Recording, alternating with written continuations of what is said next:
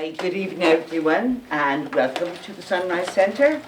Tonight we have a lecture here by Rob Mayfield on biopeptides.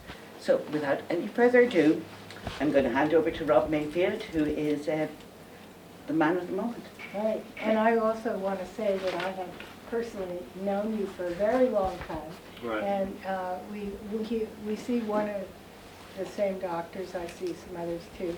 But peptides are cutting edge. First developed by the Russians, that's what I was aware of.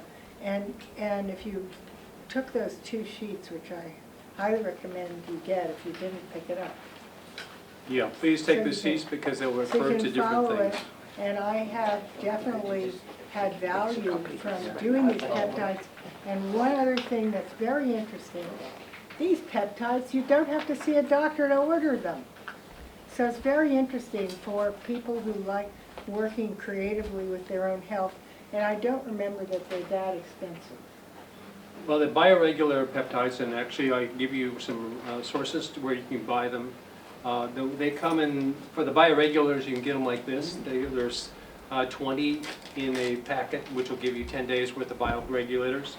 And you get, well, we'll get into it as I go along with the presentation. Those are not injectable, right? No, they aren't. Now, there are injectable peptides, but I'll talk about those at the end. Okay. And it's exciting, so glad you're here. Okay, let's start.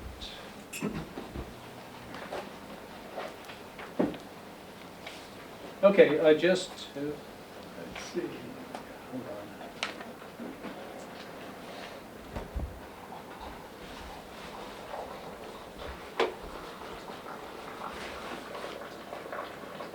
on. Okay, just to introduce, it's the normal thing that this is not, I'm a medical doctor. This is not for clinical, I'm not here to give you ideas on what you need to go out and do to deal with your health and so on. This is actually just information only, and that's important because we have to make sure that you know the law. The FDA can come down on you and things like that. So I'm not pretending in any way or even insinuating that you should go ahead and do these things. Luckily, there are things that you can do yourself through the education and some of the sites that I've put in that paper and I will show in the this lecture. I'm Rob Mayfield. I have a bachelor's in physics, a master's degree in biophysics and neurobiology with emphasis on nerve transmission. So, although in the last number of years I've mostly been in the electronics industry. So let's continue on. Biohacking with peptides, the next important area of medicine. And I'll tell you that in a lot of doctors that I will refer to later. And I just had to listen to a podcast today, or not a podcast, but a Zoom of a doctor who I consider one of the premier ones, Dr. William Seeds back in Minnesota, I believe. And he also has an office in Beverly Hills. But he is just one of the most knowledgeable people I've ever seen. And I work at UCSF. I work around doctors, and I know doctors. And this guy is just, he talks on the cellular level and on the levels of things that like just, well, is mind-boggling. So these type of people are the ones that I find very interesting and why I wanted to start investigating this field more for my own edification. And as I do that, I like to transmit information to other people. Okay, what are they? That's what these slides will be about. 100 years of peptides, because peptides, this is not a newest thing at all, and I'll tell you why in a minute. The Russians are coming is a piece of it because the bioregulators come out of Russia. What they can do for your health and your health span. Health span, of course, is how healthy you are as you age. And if you want to get to 100, but you're in a wheelchair for the last 20 years, it doesn't make sense. And biohacking your body, taking steps now. Oops. This is a bit sciencey, but I just want to say the peptides are really small proteins. We all know what proteins are. Whatever we have to, or you go out and you get collagen protein, which you get out there now in little, cans. This is protein that It comes from the skin of animals like beef mostly. But collagen comes from all sorts of different sources in the body of animals.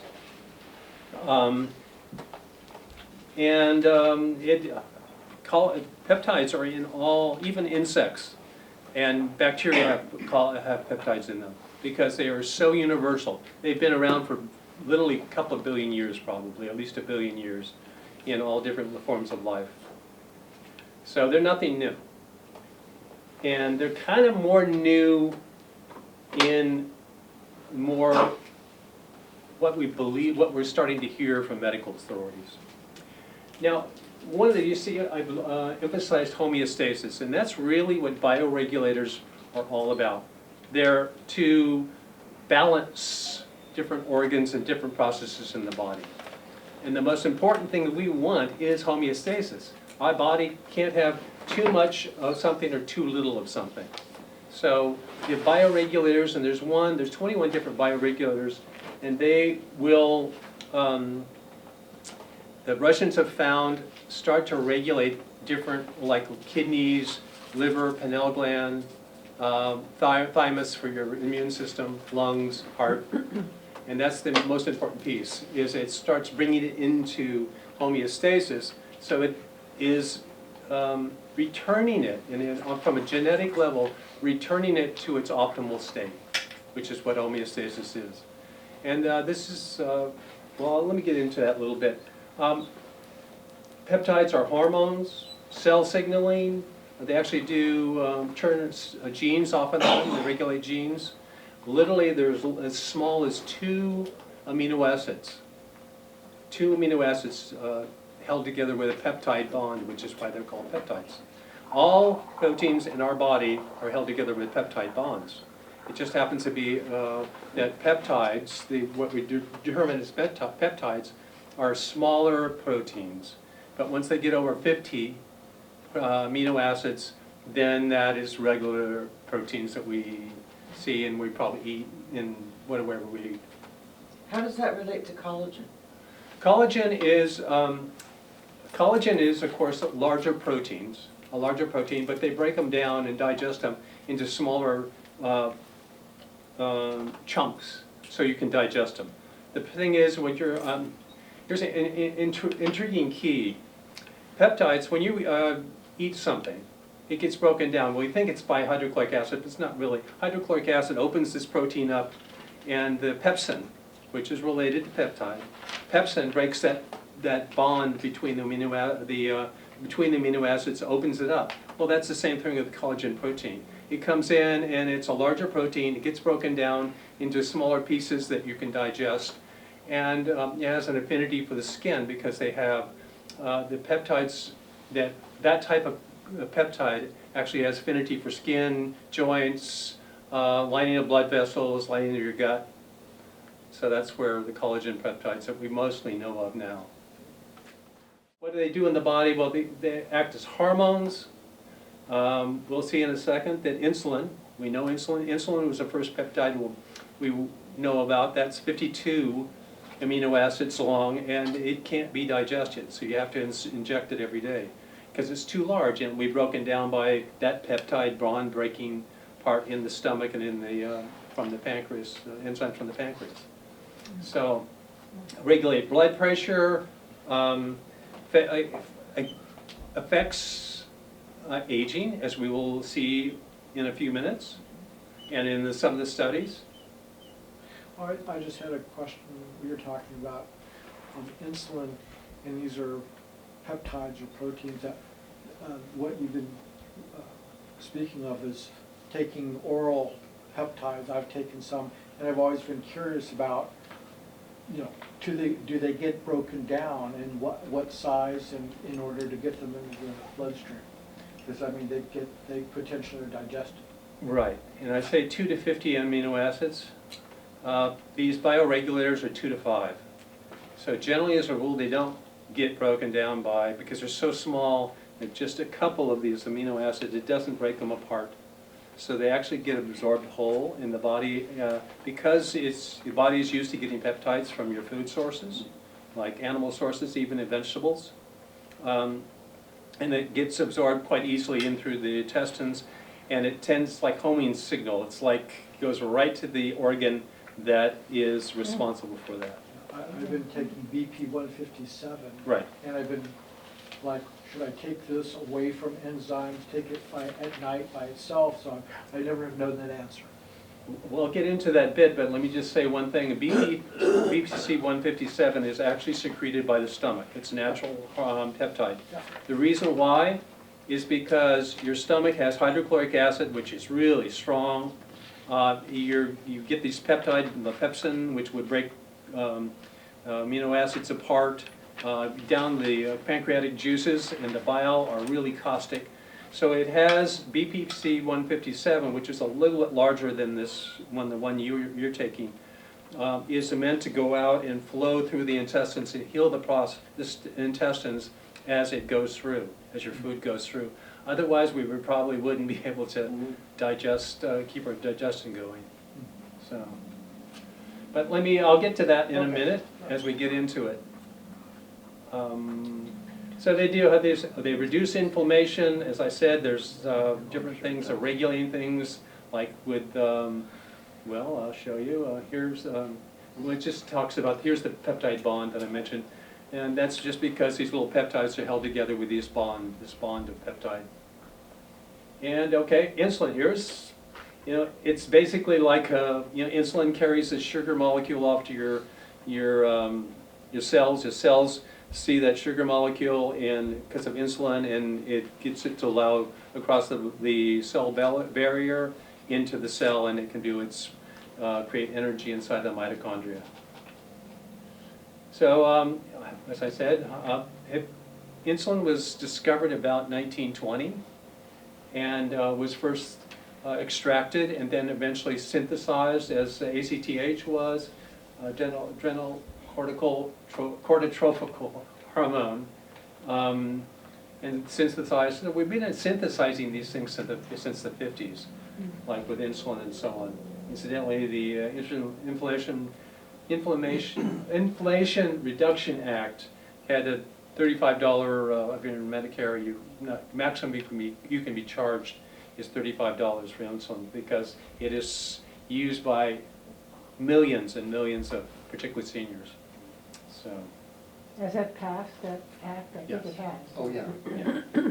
That was part of it, also Yeah. the one that gave. One of the good things, yeah. Well, I disagree. Is what? Well, it gave a lot You thought through it was a the, bad idea. At well, separate. Okay. these are some of the hormone peptides that throughout history since the 20s. Don't worry about this, it's just a lot of them from oxytocin, calcitronin, tonin, insulin, and so on. Okay, we have about 7,000 insulin peptides known today, like insulin. 140 are in therapeutic use and treatment.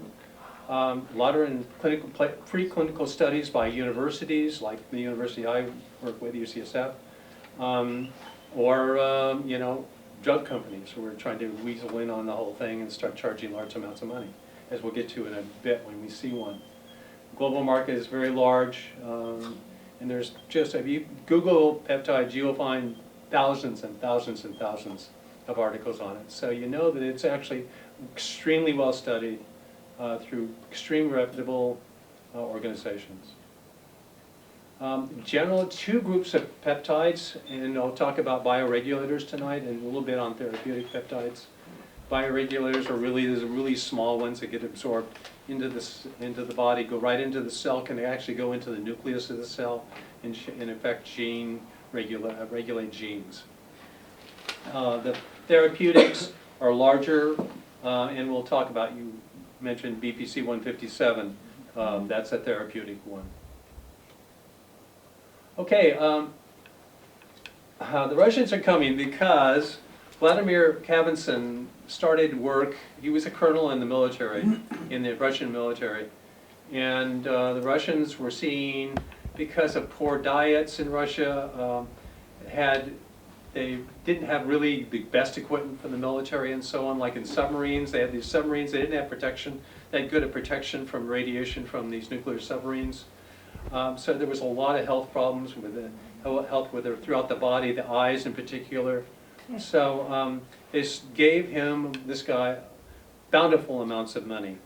And he was able to do huge amounts of research over the last 40, 45 years.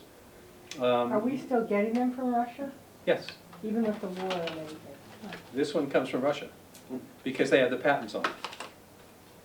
This one comes from Britain, but it's from the Russians. But I mean, you can just sign up for getting Yep. something direct from Russia through the mail?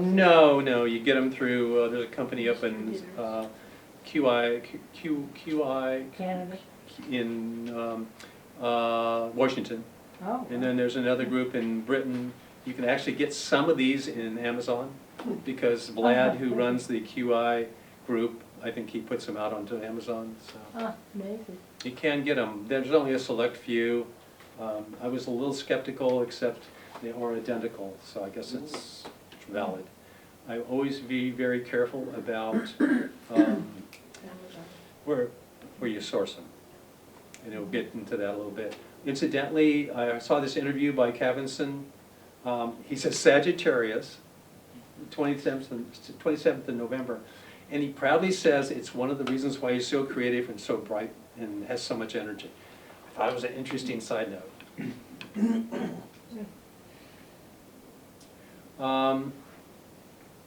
So he's in St. Petersburg, which his institute is, developing these 21 biregular peptides. And one of the things that they started getting into later on, they had, and I'll show you in a second, some of these studies, but they had much decrease in morbidity when they ran some of these through thousands and thousands of people in comparisons to controls. So that was, and then they started seeing in the last 8 or 9 years, they were having clinical studies done in Russia and also here, and they start seeing where it's starting to reverse the biological age, which is, there's a couple other things that have done small amounts on that. They've done that out of Harvard. They get a couple of years of reversal of biological age.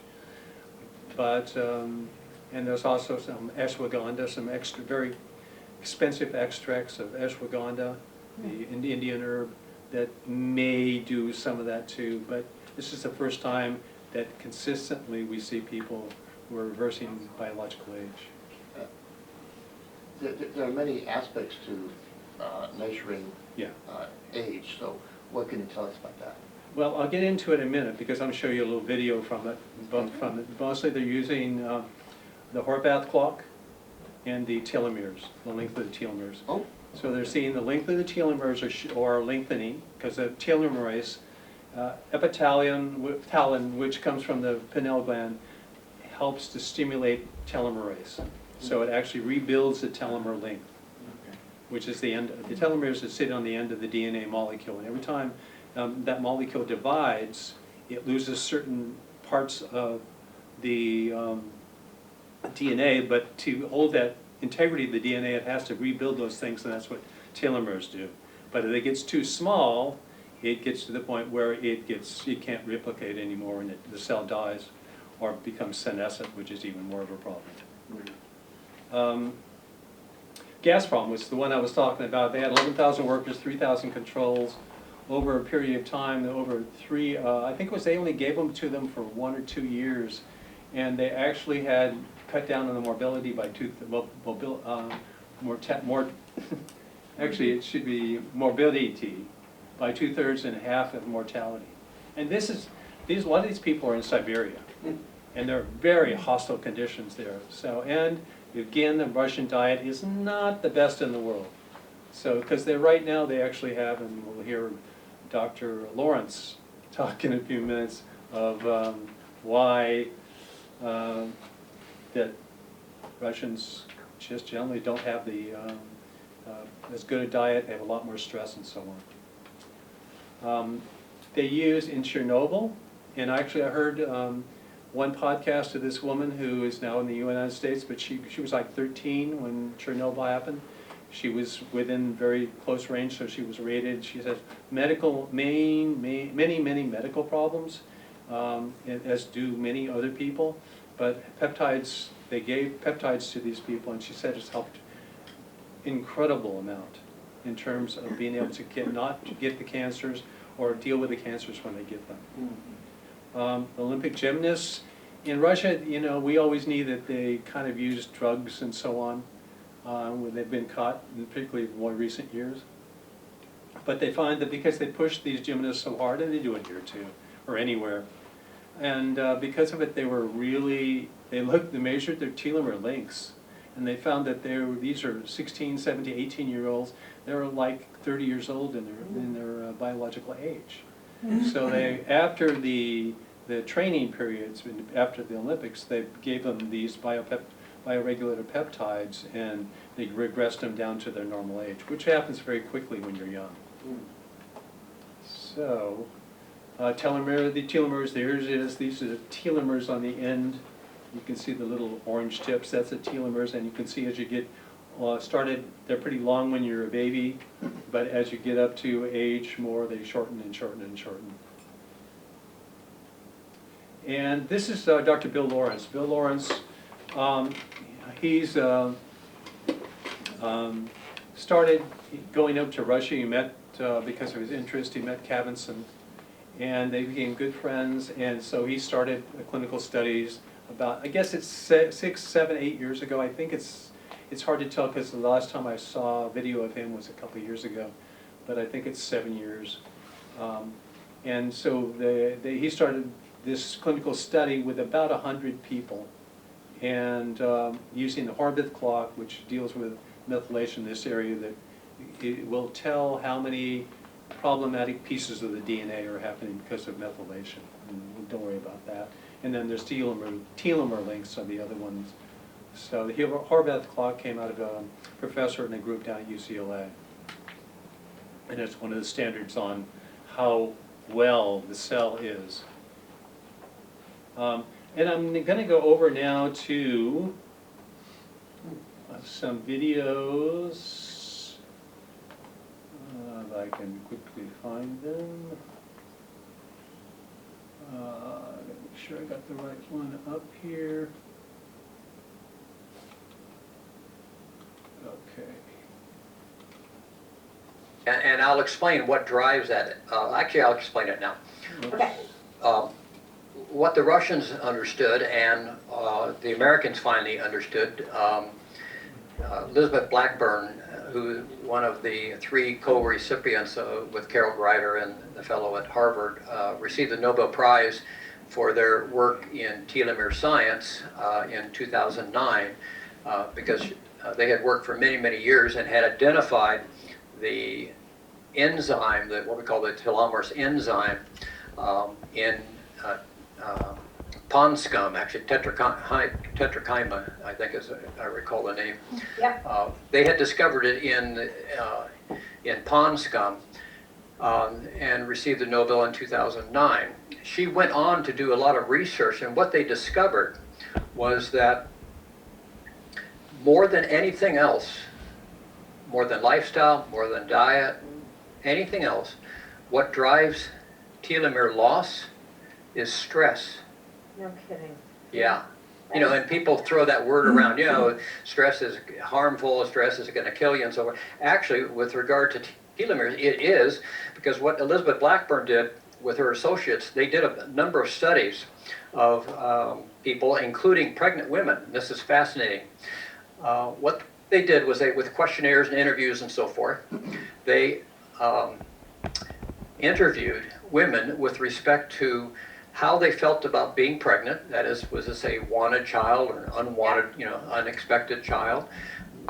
What was going on in that woman's life during that 9-month cycle? Was there a good marriage? Were there problems in the relationship with the spouse? Was there a loss of a loved one during that period of time, like a parent or someone? Were there economic problems? Were there emotional problems and so forth?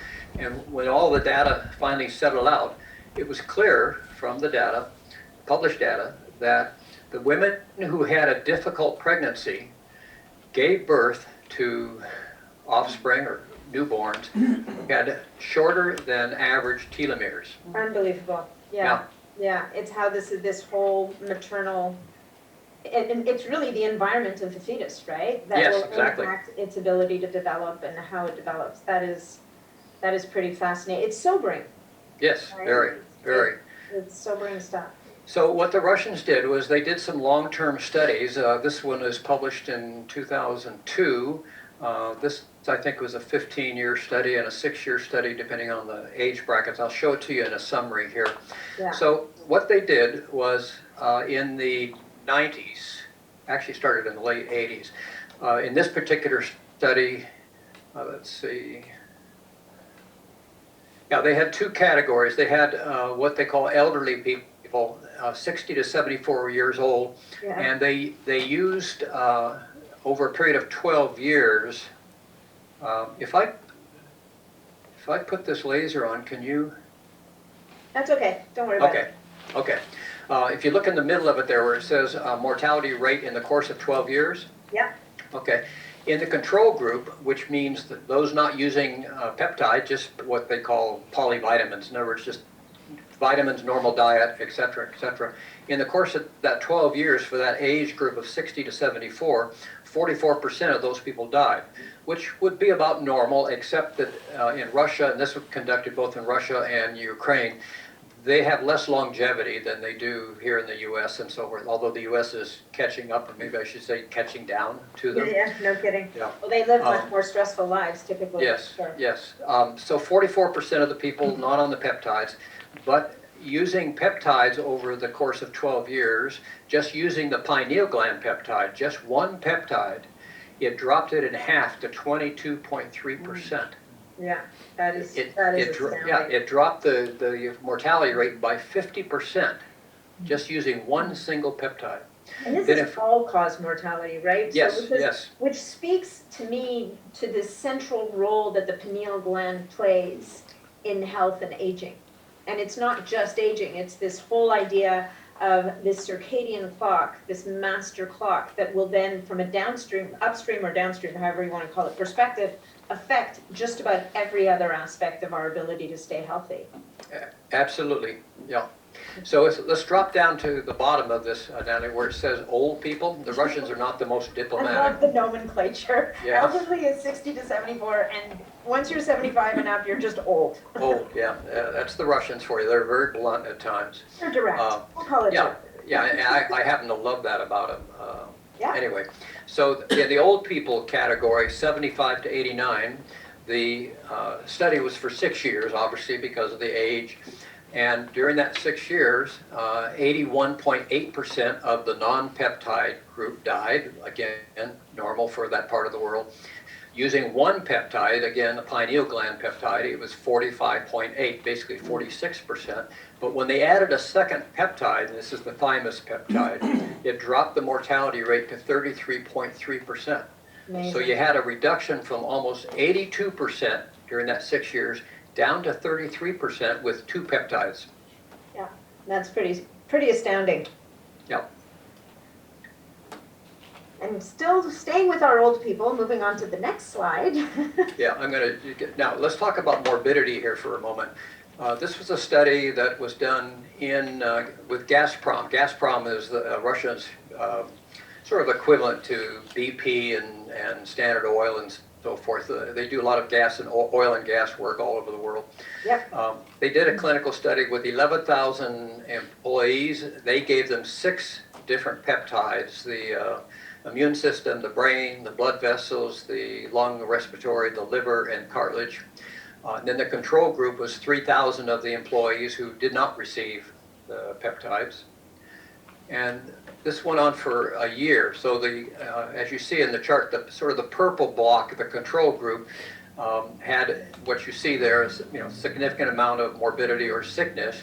We don't know the exact number. It's in the clinical study. The point here is that the groups using the peptides reduced in respiratory diseases, which is very relevant because of COVID, dropped it 2.7 times. There was 2.7 times less morbidity using those peptides for these employees. And when they looked at total morbidity, not just respiratory, it dropped it 2.3 times. I mean, a huge decrease in morbidity. And this is these employees, Gazprom, as you can imagine, very rigorous kind of employment. A tough job. So one question for you though. So the observation period was 1 year. Mm-hmm. Were they given one course of, do you know, does it say in the study if they were given one course of the bioregulators, or, because usually bioregulators, we talk about 2 courses 6 months apart. But Well, that would be for maintenance, okay? yeah, for maintenance, that's not even for illness, but No. yeah. So I'd have to go back and look.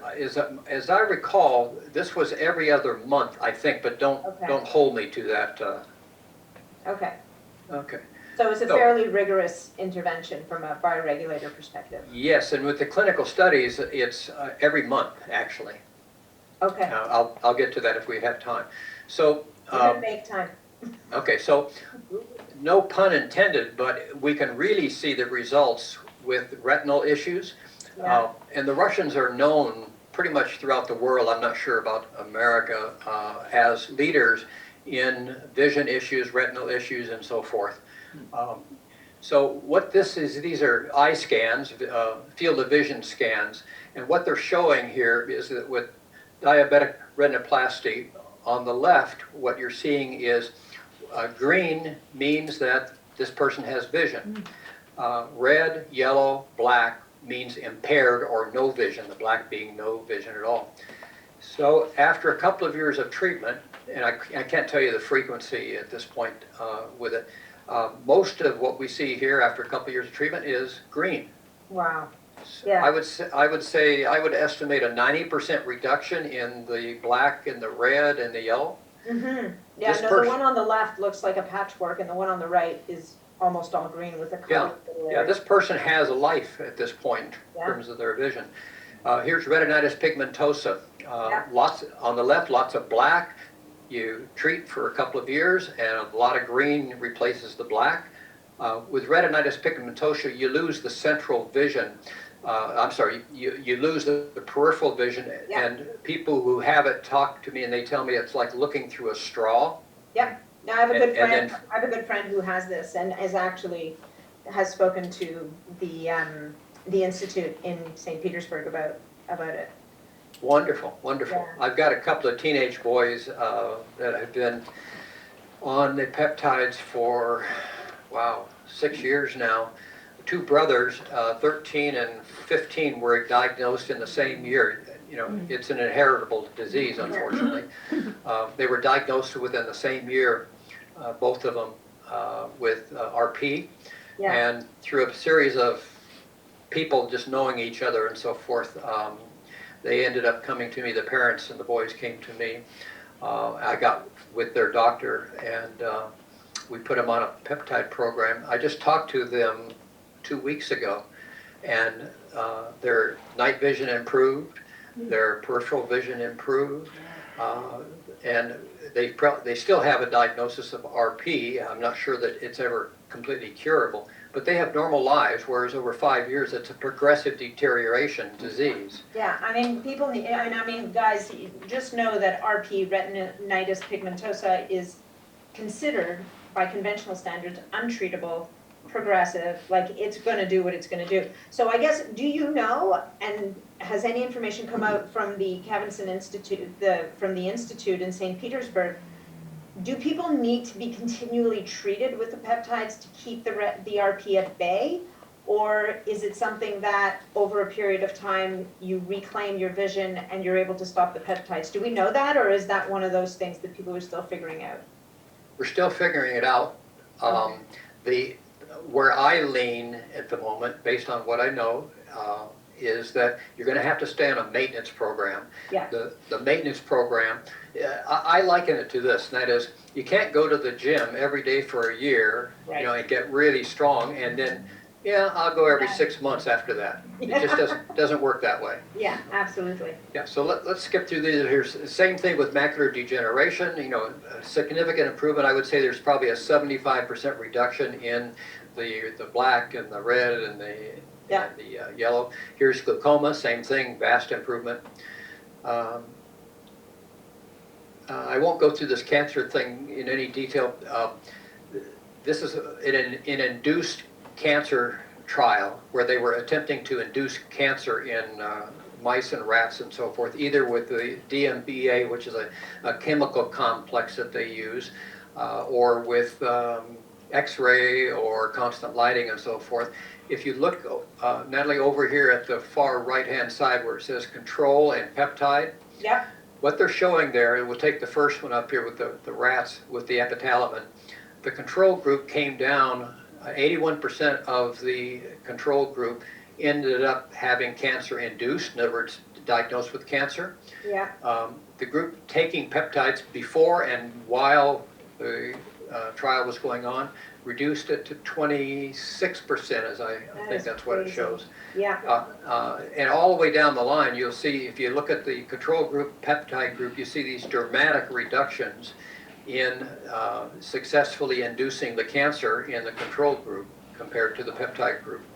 It is amazing to me also the constant lighting, and people, you know, we've been talking about light and the influence of light and the importance of the right light at the right time, but here, again, if you don't end up going to these slides, there's a slide here that shows that epitalon was administered to female rats and male rats who were, I guess, were held under constant lighting. So it never got dark, they never got the melatonin, their circadian rhythm got completely disrupted. And in the female rats, 41% ended up with tumors in the mammary glands, Yeah. versus 20, that's the control group, versus only, like almost half, 27% with the peptide. So the peptide, again, you know, not a magic bullet, but really significant impact here. And in the males, the constant lighting might produce leukemia. And what we see here, 12% of the males developed leukemia versus 0, like none of them in the peptide group. That's pretty crazy numbers right there. Okay, I'm going to switch to another video. Right now, it's just a little bit more on the results of his own study here in America.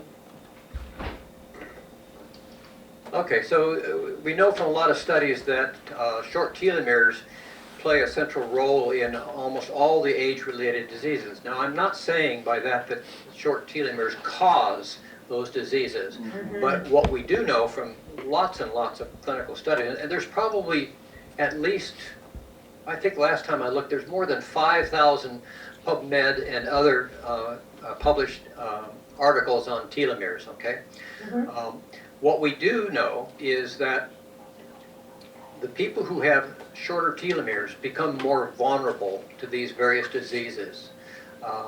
And so the idea is if you can keep your telomeres from significantly shortening, or what we call accelerated telomere loss, the belief is that, and backed up by a lot of clinical studies, is that you are less vulnerable to all of these diseases. And the science basically shows in the published studies that people with short telomeres come down with all these common diseases more readily. I think this slide is, yeah, we know from the published studies that their short telomeres are associated with the cancer, heart disease, diabetes.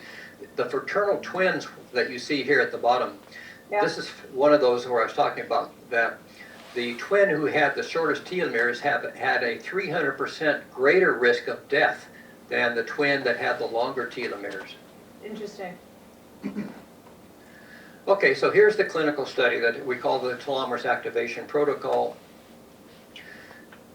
Sometimes when I'm explaining I put this in when we were still admitting lay people into the study. Telomeres are sort of like tread on the tires. Yep.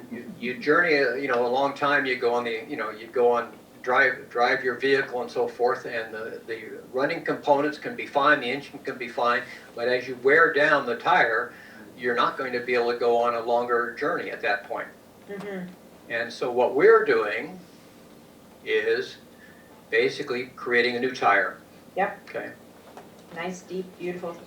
Or maybe recapping. Okay, the so thought. our clinical study was based on, you know, we factor in chronological age, then we get people tested for their telomeres, again with the Spectre cell, and they give us what we call a telomere age.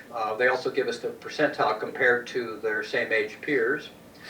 And so we established these baselines for people. This is now old by probably 2 years. I just haven't taken the time to really update the slides.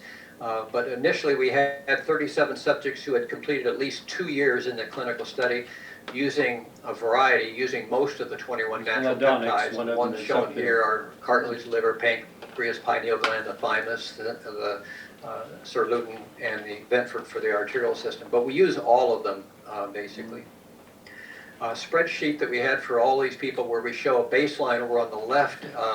Those columns are their chronological age at baseline, their telomere baseline age, and the percentage and so forth. The middle is then after 2 years period of time, the improvement in basically everybody. And I know the print's very small.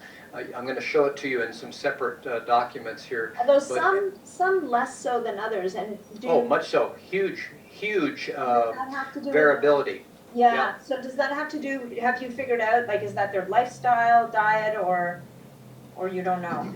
No, I sort of know after doing this for all these years. Yeah. It's based on a couple things. There is some correlation. We have 3 dosage levels, and we let the participants decide which dosage level they want to be on. So we have a very low dosage, we have a medium dosage, and we have a high dosage.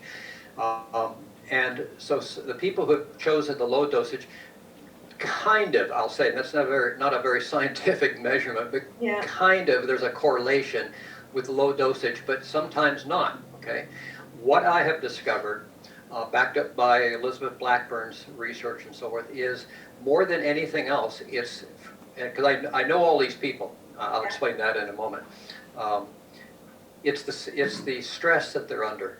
Yeah, More I than would- anything I would else. bet. Yeah. Yeah, for sure. Well, because I'm seeing here that the people who've not had the best there's some here that are jaw-droppingly unbelievable, like anyway, there's a couple that have seen incredible changes, but there's a few people that have seen very little change by comparison. So one of them's low, but there's another one here who's apparently on a higher, like this one from 74 telomere age to 68, which is still pretty good, but nothing compared to the guy or the person that went from 76 to 45.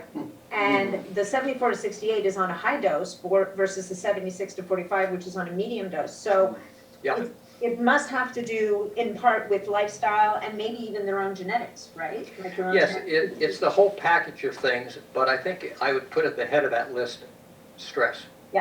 Yeah, I mean, if it impacts a newborn, that's no kidding.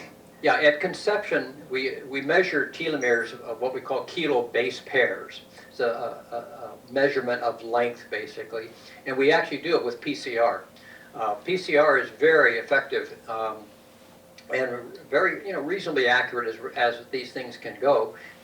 The polymerase chain testing is very accurate for telomere. It's a wonderful research tool. It's a total failure as for the virus, for the COVID and so forth. Okay, so here's just a bar chart reflecting what you were just observing, that some people got a lot of telomere lengthening and others got very little.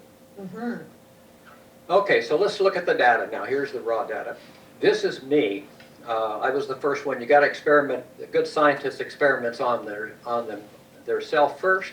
Absolutely. Yeah, then you grab your loved one secondly.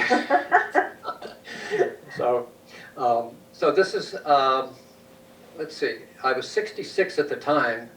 Holy smokes, that's 9 years ago. When I did my first telomere test, this is what I was saying earlier, that I was getting interested in telomeres as a biomarker. So at age 66, this baseline test reflected that I have the telomere age of a 72-year-old. And I was in the 47th percentile compared to my peers. This is very typical what I see for Americans. Again, I think it carries a lot over in terms of the stress situation.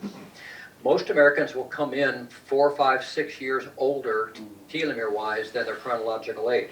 Huh. So this is before peptides, okay? This is before I met with the Russians and so forth. Yep. And became the assistant janitor. So 2 years later, another telomere test, again before peptides. I'm now 68, so I've aged 2 years chronologically, but I picked up an extra year, so I'm now 75 telomere-wise. Actually, 2 years, I think. 3. Ah, 3 years, yeah. See, my telomere loss was accelerating. I was having, literally based on telomeres, an accelerated aging situation. Okay, so then, yeah, October of 2015 is when I started using the peptides, specifically for telomere intervention. So yeah, we're coming up 6 years, my goodness.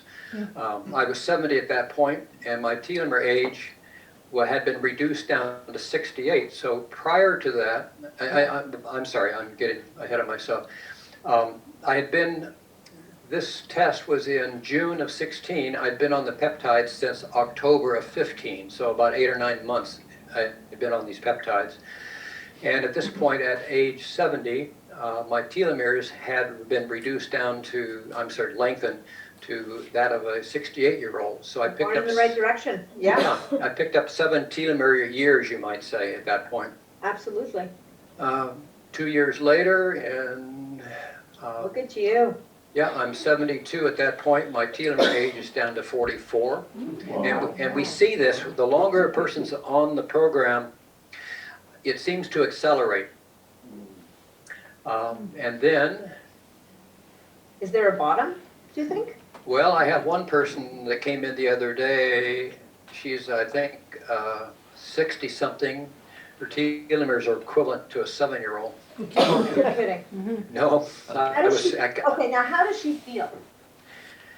I mean, I want to know how she looks, and I'm sure she looks great, but how does she feel? Like, you know what I mean? Like, people in their 60s often will complain about aches and pains and creaky energy, sleep, this, that. How does, is it showing up in how she feels? Do you think? I'll say yes, but let me qualify that. As Okay. you would know, a subjective evaluation is very different than a lab test. Okay? And so I talk to these people all the time. There's now almost 100 people in the 2 clinical studies, and I talk to them pretty frequently, mostly by email actually and so forth. There is no person that I have spoken to that feels worse than when they started. Okay. And many of them have, and I have to be careful here, but many of them have experienced organ regeneration that is reflected by positive labs, okay? Yeah, okay, I was gonna ask that, like, have you seen that people's health conditions have improved? And as much as you can say that is what you're saying right now. Yes, The and labs seem to be improving. yes, They're still and in it's not clinical that studies right now, so they haven't released anything. I end up seeing the labs of the doctors. They send me their labs all the time.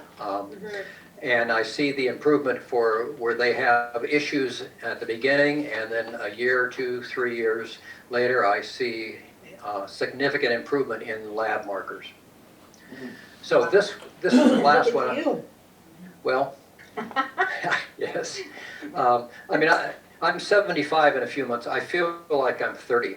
I'm a ballroom dancer. My partner is a competition ballroom dancer. I still take lessons. We dance 3 nights a week, both Argentine tango as well as ballroom. Love it.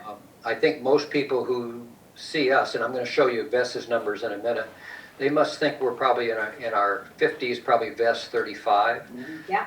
And I have to take the lessons because if I don't maintain my skills, I think Vess is going to run off with an Argentine tango instructor or something.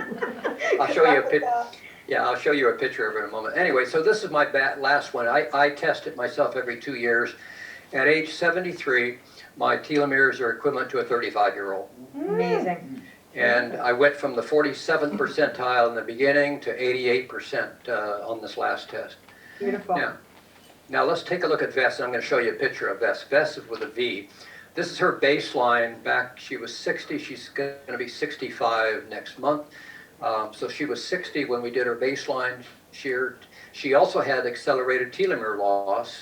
Her telomere age was 63. She was in the 49th percentile at that point. This was June of 2016. I'll skip the interim because we tested her every year and just get to the last one. Wow, she needs to Look be at that. retested. We're overdue. Anyway, her chronological age was 62. Her telomere age was 33 at this Unbelievable. point. Yeah, and this is Bess. I know you people can't see the Holy picture. jeez. Yeah, she looks. This slide is going into the show notes. Wait till you see this.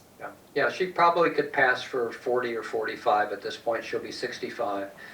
Wow, so 18 months. So, okay, so next question, and I think I know the answer to this. A younger person most likely responds faster to the therapy than an older person. Because like we see here, 18 months, she was able to reclaim 25 years on her telomere age. Whereas with you, who was in your late 60s, 70s, it took a little longer to kind of back up the bus. That would seem to be the case. That would seem to be a reasonable hypothesis. The problem is, I don't have enough data with young people. Right, right.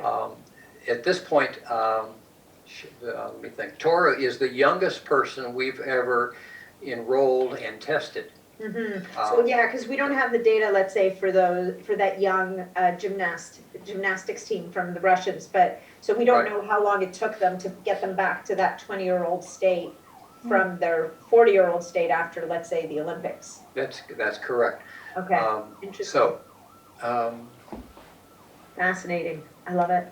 yeah, this is another oh yeah, this is LL. I'll explain this in a minute. Her baseline, she was 69, and her telomere test came in at 80. We put her on a program. A year later, Wow. her telomeres were that of a 63-year-old. Unbelievable. Yeah. Now, and this is just one of many, as you saw from the bar chart and so forth. There's a lesson, or I guess a lesson you could say. At the beginning of this 4 or 5 years ago, if I knew someone and they had a pulse, I wanted them in the program because that was the only requirement. Well, because you have to find people who are willing to buy into this at that time, right? I'm sure they were looking at you like you had 3 heads. Well, exactly, because here's the pitch, okay?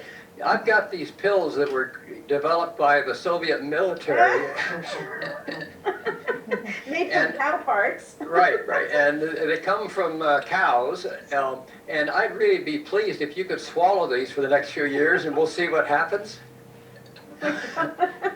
Yeah, I mean, that's the definition of trust, okay? Absolutely. Although I can tell you, of the people listening to this podcast right now, there's a whole whack of them looking your number up. Where do I sign up? Well, I don't want them to find me. We'll have to talk I know, about we talked that. about this. We're not giving links, I promise. Okay, so the lesson here, though, is that this lady is my ex-wife.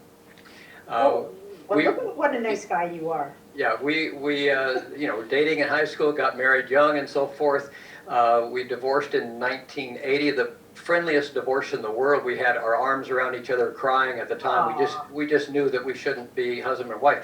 We've been friends ever since. I mean, literally, every couple of weeks I talk to her. So the lesson here is for the benefit of 2 human beings that once had a relationship, for the benefit of children, because we have 2 children, and they have been really the beneficiaries of us having a nice friendship. Oh, no kidding.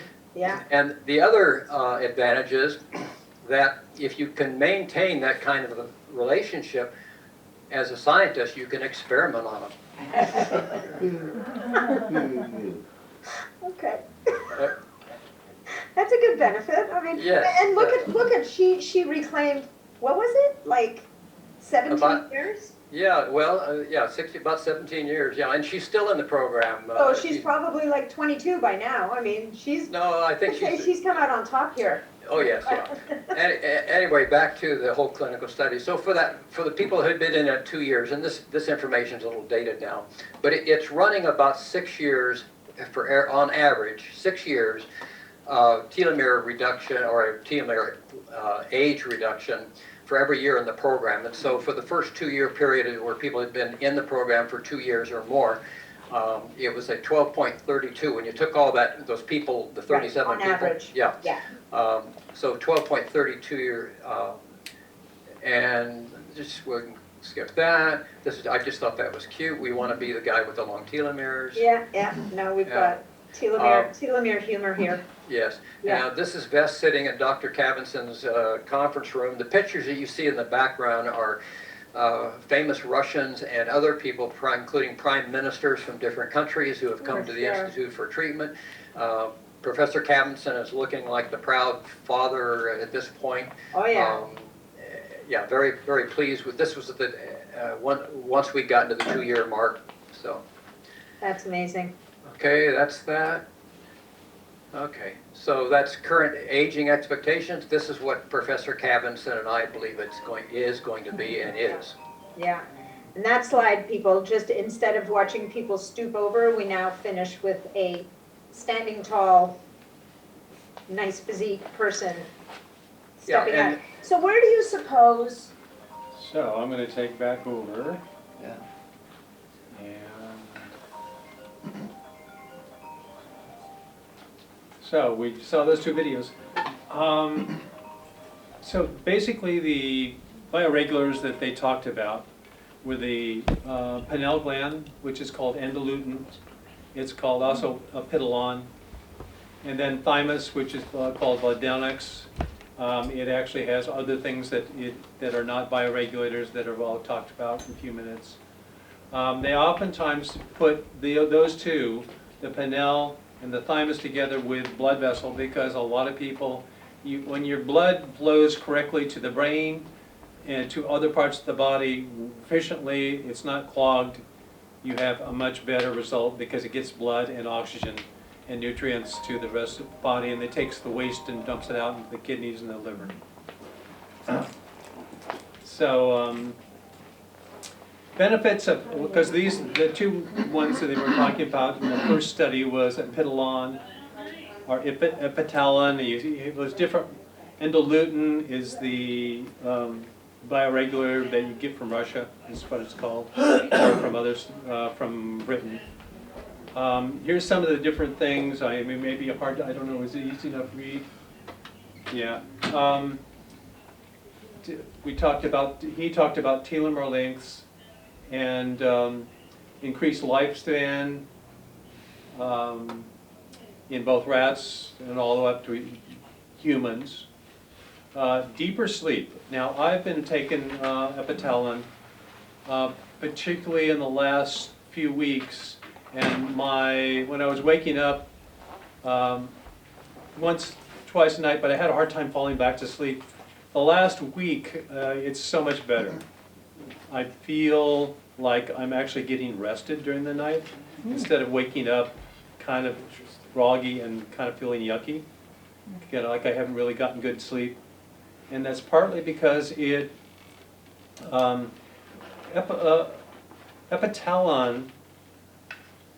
regulates your cycles.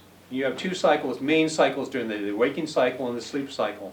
The waking cycle starts with cortisol, and cortisol starts coming into your blood and spreading throughout your body, and that keeps going up, and it kind of wakes you up, and it's part of the waking cycle, where many things, hormones change, even for males and females, they'll change throughout the day. And then it goes on until evening, and then you start getting dark, melatonin starts kicking in, cortisol levels drop way down, and so that cycle is governed by the pineal gland. We think about, okay, you get light, and that you wake up, like you go out in the sunlight. Actually, there's receptors on the bottom of the eye that are very important. That's something we always think about. It's just the receptors that stimulate the pineal gland. These are receptors on the bottom of the eye that when the sun is coming down and shining, it actually stimulates cortisol production, which is really, I find, very fascinating. Anyway, epitalon, delay of aging, cancer, heart disease, dementia, reactive oxygen species, every time you have the mitochondria creates energy, oftentimes there's ROS, or kind of reactive oxygen species, which we have to damp down with vitamin C and glutathione, various components in your body, polyphenols and all this stuff you have from a good diet. Improve skin health, injuries and healing is much better. As I mentioned, they're restoring normal melatonin levels, because most of us, when you start getting old, one of the reasons why, or older, one of the reasons why is because that pineal gland is just not functioning as well, and you're not getting the melatonin. We take melatonin. I take melatonin at nights, but now I'm not having to do it as much because it normalizes. Because what happens is it starts that, remember what I talked about homeostasis? It kind of starts returning these organs to where they should be. So you get this balance. So the different, in this case, the pineal gland starts returning to the point where it's producing the hormone, stimulate the hormones, and which will go into the pituitary and then the hypothalamus and flood the rest of the body with the different hormones in a regulated cycle, which is one of the reasons probably why. Why you feel better, why you start improving in mortality and sickness and so on. Also, it appears, and that's where he was talking about, that the telomere length starts going, because it could actually goes right into the cell and starts dealing with the inside the nucleus of the cell and lengthening those telomerase and stimulating telomerase, lengthening the telomeres. You also talked about the thymus. Can I ask how much were dosage? Yeah. What time of day, how often? What happens is you get this, and which is about, as I mentioned before, 20. This is Ladonix, which is the thymus. Usually you start with the thymus. Let's see, I said it. No, it was here. Pineal, thymus, and blood vessel. Those three. And you can do a course of 20. That's over 10 days, 2 a day. Best in the morning, probably away from food, but it doesn't matter as much because the body, if you have good digestion. If you have poor digestion, you may want to start with a double dose. These are about $55 for each one of these for 10-day supply. You can get them in packs for a full month for $120. It saves you money. I suggest if you really want to hit it hard and you have issues, that you buy the packs that will give you 30 days worth. That's 3 of these, and it's cheaper by 20, 30 bucks. Saves it. The reason why is you want to stimulate the body in the beginning. Once you get this flow happening over time, you can wait probably after the first course of 30 days, maybe you can do a course of 30 days and then a course of 10 for a couple of months. And then after that, you only do it every 6 months. Because your body is adjusted to it. But we are, probably all of us, as he said, probably 6 years, 7 years older than our biological age. And so that means we probably need some help. And that's why although they don't recommend it necessarily, but from all the stuff that I see, and even on myself, I think that I need to have a little bit more push in the beginning. So I recommend a full course of 3 of these, or get the large doses that you can buy. And there's sources in that page that I gave you where you can buy these things in the U.S. Do you recommend 2 per day for each one of these? Yeah. Uh-huh. Some people actually start with 4 a Take them day. at a different time from the other ones? You can divide them, do a divided doses. If you do, it's best to do 2 together.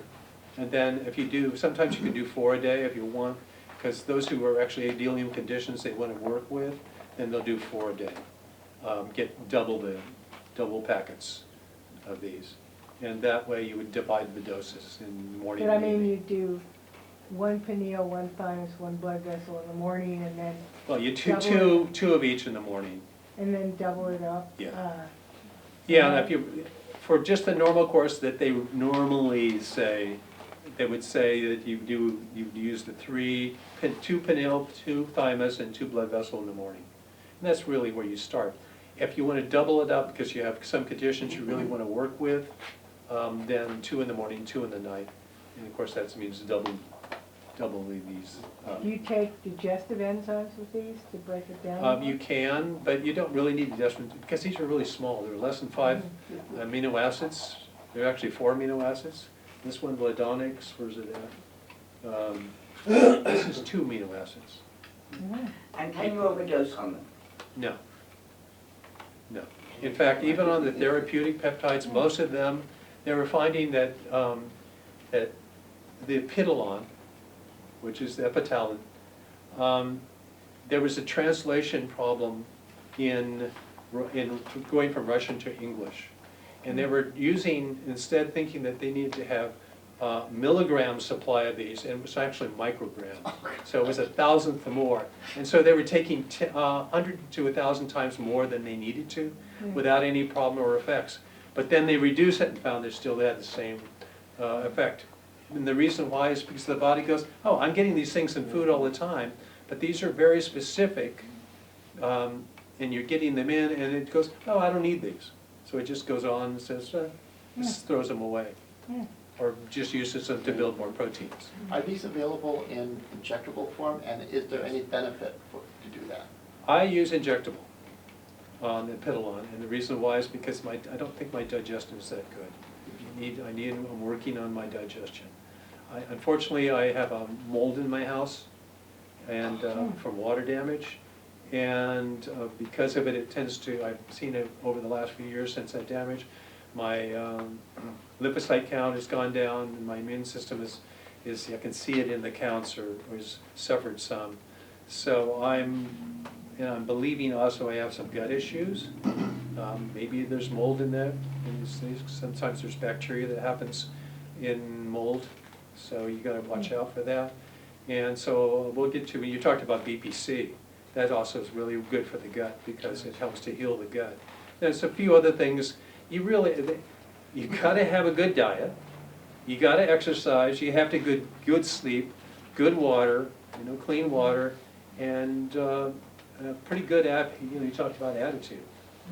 Stress, reducing stress, because you can do as much of these peptides as you want, but if you have crappy or everything else, it isn't going to really help.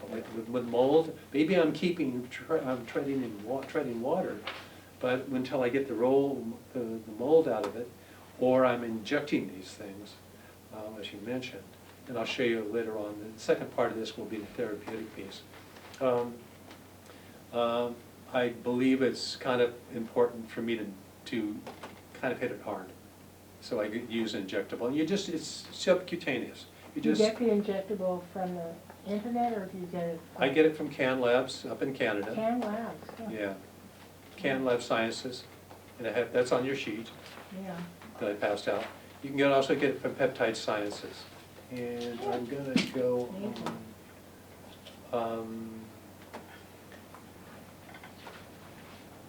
some outlets for bioregulators and peptides. You have QI supplements. This is where I've gotten these from. They're up in Washington. They're run by a guy named Vlad and his brother and their mother, I think.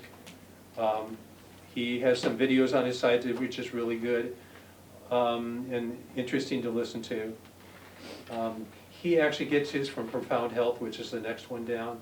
Phil Makins is really a good source for info. He's a pharmacologist back from England, and he's worked directly with Cavan-Son. In fact, they just had in October 2nd, I believe, they just had a conference in Britain that Cavan-Son came to, Bill Lawrence went to, and some of the other luminaries over from the Europe area were at that conference. So I wish I could have gone. It would have been very fun and informative.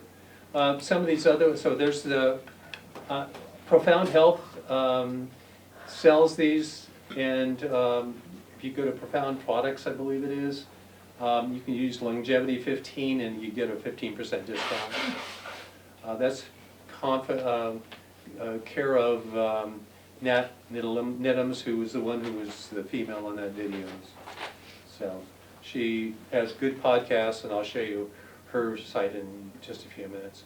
CanLab Sciences, that's one, Jean-Francois Tremblay. He is also one of the luminaries. He is a person who's been using peptides for a long time, including with athletes, weightlifters, and so on, because that's kind of his history as he's works with people and you know, and building muscle and so on. Well, you sort of saying start with these three, say for instance.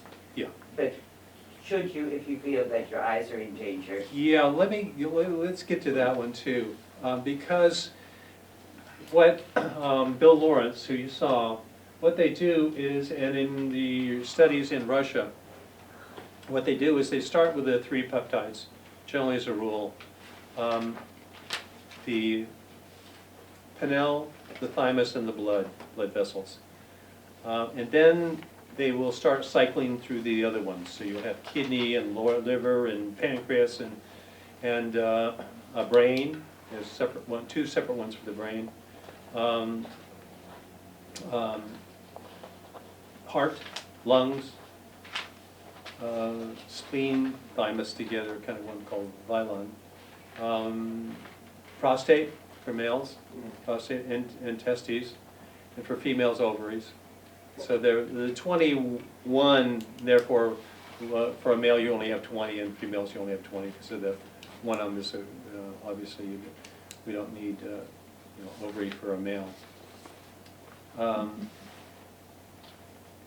So we use recycle those, and because I wanted to deal with thyroid, I wanted to take one course of thyroid. People, oftentimes with prostate, will want to do a couple of courses of prostate because it starts helping on that level. Or if you have ovarian cysts or something of that nature, you have bladder problems, like you have to get up at night a lot of times, not because of the prostate, but because you have a cystitis or something in the bladder. You can work with that. So you can cycle through them, and that's what they end up doing. The original ones who you saw that in the studies were really only the thymus and the pineal, but then in these 6 and 7 year studies, and the ones that the last ones are, we didn't get to that one. It was a separate study that he talks about. In that one, they're actually using, instead of telomere links, they're using that, but they're using the Horvath clock, which is more rigorous.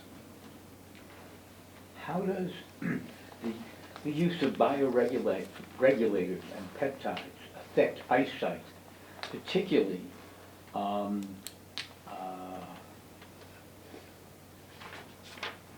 cataract surgery? The Russians, as he mentioned in there, Bill Lawrence mentioned, and he showed you some of those pictures of the retina, how they increase the retina for the various things from diabetes, retinitis, and retinopathy, and things like that. They also have some for cataracts. Now, I just had cataract surgery about a year ago, about a year ago. So I know that I kind of wish I would have been able to try that, because there's actually one for the retina and the blood vessels in the eye, maybe also with the optic nerve that goes back into the brain, because those who have optical neuritis, which is one of the symptoms of MS, there's some brain peptides that also, maybe with the retinal peptides, may increase the ability to see. We definitely see it with things like glaucoma and macular degeneration that he mentioned, where you saw those, they were able to see much, much better. So hopefully that also is true with cataracts. But there's some other things that you can get for cataracts too. Not likely my Kaiser doctor is going to be able to give me any edification on this. No, but I'm going to talk to my Kaiser doctor and see, because the evidence, if you look at the evidence, is pretty outstanding. particularly the Russians, as they've seen, because of the fact that there's such problems with eyesight, and it's one of the things they focused on for the military. Huh. Wow. And Is but this- right now, they're even saying right now today that actually one of the things that are happening is young people's eyesight is deteriorating so much faster than ever before. It's possibly before. Well, all the blue light, too, and other things. Yeah. The normal towel is a good one for the Yeah. outside? Yeah, you may find, unfortunately, there's other names for these things. So you may find one name, one place, and you have to really check to make sure what it's about. Most of them, I tried to find for that sheet the common name, but sometimes I wrote another name inside there. And so that if it looks confusing to you, you might go, well, this is what this is, because it comes by 2 or 3 different names. So if we asked our Kaiser doctor to check for our telomeres, they would, it's just not in. No, because Kaiser doesn't do that. They don't, because telomeres is not something that Kaiser says is, they might believe that it's possible, but they don't check for telomere lengths. You'll have to do this on the other. He mentioned, and I wish I would have written it down, one lab down in Houston that he likes and uses. He's used 6 or 7 different labs, but telomere lengths, I don't know what it costs, a couple $100. I think it's come down quite a bit. But to get a good baseline, it might be worth it. Yeah. In fact, what I'm hoping to do, and this was a start of getting a group of people who wanted to do kind of like a clinical study. You know, and actually would get blood work done, have our blood work done, and then get baseline telomere or Horvath clock age relationship for the biological age, and see what, you know, after a year's time practicing and trying to, this group, QI supplements, I want to talk to Vlad and see if I can get a constant discount if we were to order a fair amount and see what happens. Because, you know, $55, you know, you would like to get it under $100 a month, and I think that would be satisfactory. But right now, it's a little steep for some people, particularly on, you know, Where does Vlad live? Washington. Oh, good. He's up in Seattle area, I think it is, or close to it. So one of the ones for measuring telomeres, there are 2 of them. One is called SpectraCell. Yeah, SpectraCell, And that was it. that's one of them. But that, the one that was, when the telomere, I'm trying to remember, we were all into this for a few years ago. The telomere, expensive telomere pills came out. There was another one that goes with either life length or something. I could find it easily on the web. And I have to say that after working on trying to affect our presidential elections and working many hours to stop fraud, this was back when you could do it more easily, before the internet blew it up. Because I was working so hard, my telomeres shortened. And so I hope they've gotten longer now. What's your age? Telomere. Oh, at that time, it was 10 years more than my chronological age at that time. Yeah. And it was due to working hard and a lot of stress. I still am working hard, but I'm hoping to change that. Yeah, that's just normal. It's just we stress. I mean, and, sometimes because I'm in software areas and so in databases and stuff, and sometimes I have to. I'm working at UCSF Department of Surgery, and sometimes we have real big deadlines to deal with, and so on. And it just can be very stressful. And I know what it's like. And last night I was feeling really stressed because I'm not doing that, but I also was putting this together and getting. And there's a lot of stuff inside here. The body is so incredibly complex. It's just amazing. And it was, I'll actually, let me go on to, well, let me just say a couple things on this one. But it's just really complex. Peptide Sciences is another place you can get good quality. Can Labs in Canada and Peptide Sciences in the US all have US-made peptides. They're One thing you gotta watch out, when you go to the site and you look at the bottom, where, when you look at one of the peptides, it says, this is for experimental and lab use only. You don't, because they have to do that, otherwise the FDA will shut them down. In fact, Can Labs just got shut down for distributing inside of Canada by Canadian Health. Ah, So they haven't been shut down from coming here yet, but they've had to jump through some hoops. As Bill Lawrence, he didn't, I don't think he said it in this particular part of this video, but sometimes when they were trying to bring these in, and these are food supplements, basically they're food supplements, they're not drugs. So basically they can bring them in, but even sometimes they get stopped at the borders, you know. wow. I believe that the more you involve the medical forum that you're talking about, the more problems they're gonna get, because you're messing with their economic model. Their economic model, you said? Yeah. Their pharma economic model.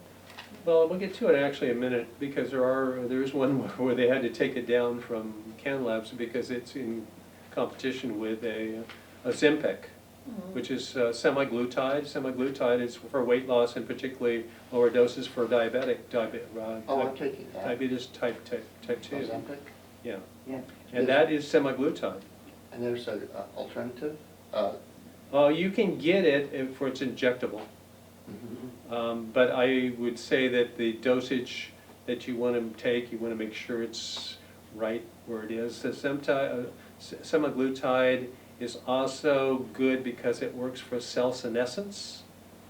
Cell senescence, when a cell gets old, it's supposed to, your body's supposed to say, hey, you're an old cell, I don't need you anymore, I'm going to chew you up, and the macrophages come in and, like Pac-Mans, and gobble it up. Well, unfortunately, as we get older, the mechanism doesn't work as well. So these cells become very senescent and just sort of sit there and hang out, and they just start exuding a lot of toxic crap into the system. And it becomes higher inflammatory. It's one of the biggest things they're seeing now is for what's causing aging.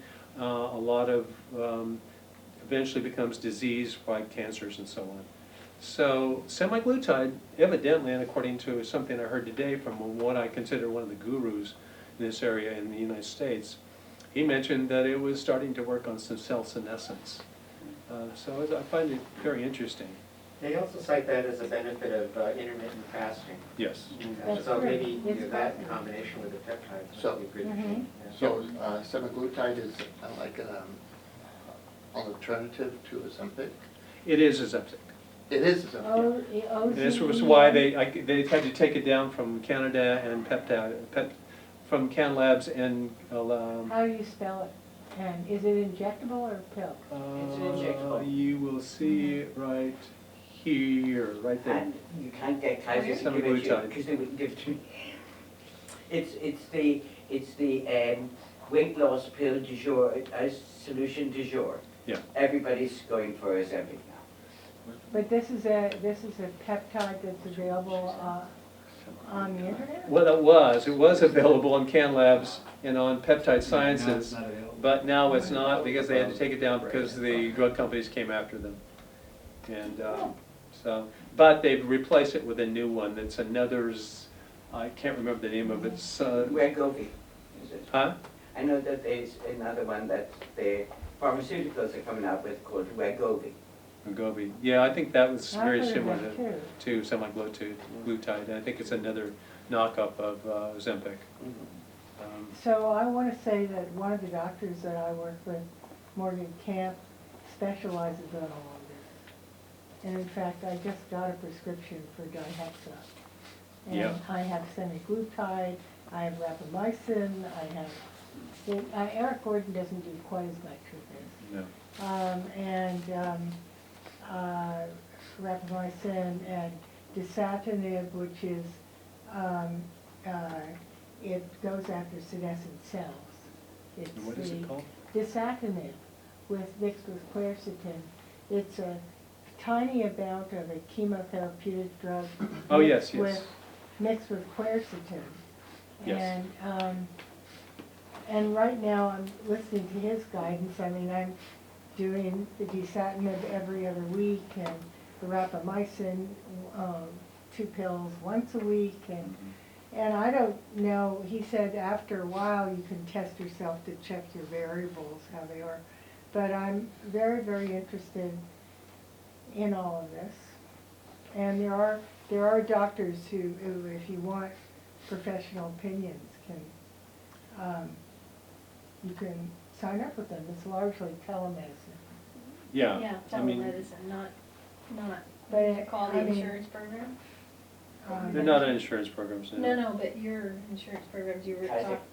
Yeah, Kaiser, yeah, not Kaiser. They're not on insurance, no. No, they do basic stuff, and they try to keep you basic. Well, now I have the thymosin injectable also, and thymosin also one. And there are a number of doctors, and I can give people their phone numbers. Yeah, we'll What's go the doctor in- that you just mentioned? What? What is the doctor that you just mentioned? The one is Morgan Camp, another one is this guy in San Francisco named Avi Herskowitz, and then there's another one. I mean, I would say Eric Gordon does some, because I got some peptides for intestinal health. PPC, Yeah. And K something. KBP, I'm- KPP. Yes. Yeah. And I haven't, I'm just sort of getting back into this with some seriousness. Yeah, there's a really, oh, go ahead. Rapamycin is very Sorry, interesting. you mentioned that there was 2 for the brain, and I only see one. One is called Penilon, which you would think it's, because it actually comes from pineal gland, but it's a little separate one than epitalin.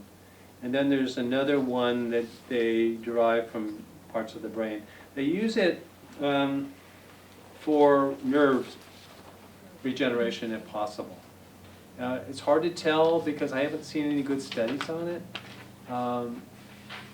But it's more or less regulating the brain. We'll get into some of them I see at the bottom here. Solank and C-Max, these are actually for the brain, and Dihexa. Dihexa you can't get, you have to get it through at a physician because this disappeared off of Can Labs, it's disappeared off of Peptide Sciences. I wouldn't trust other places than that. I get it from a pharmacy You did? and prescribed by me. Yes, it's prescribed because it's a And standard. one of them is in a cream form, which is sort of Yes, interesting. you can use it in the cream form. And another thing that I am exploring is I'm using, I bought a machine for transcranial magnetic stimulation, and I'm interested to see what happens since it increases BDNF, which by the way, exercise does that Mhm. too, and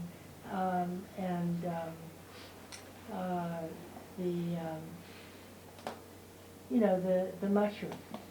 Which one? Do you remember that one? Lion's mane. Lion's Lion's mane, mane. yeah. Lion's mane can do that, and sort of experimenting with, I plan to do some dihexa, getting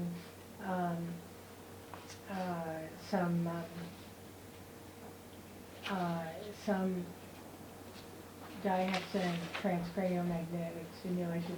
There's also a clinic very locally here that has ended up, like I'm getting transcranial magnetic stimulation for myself, aside from the machine that I bought that I'm going to do the training with.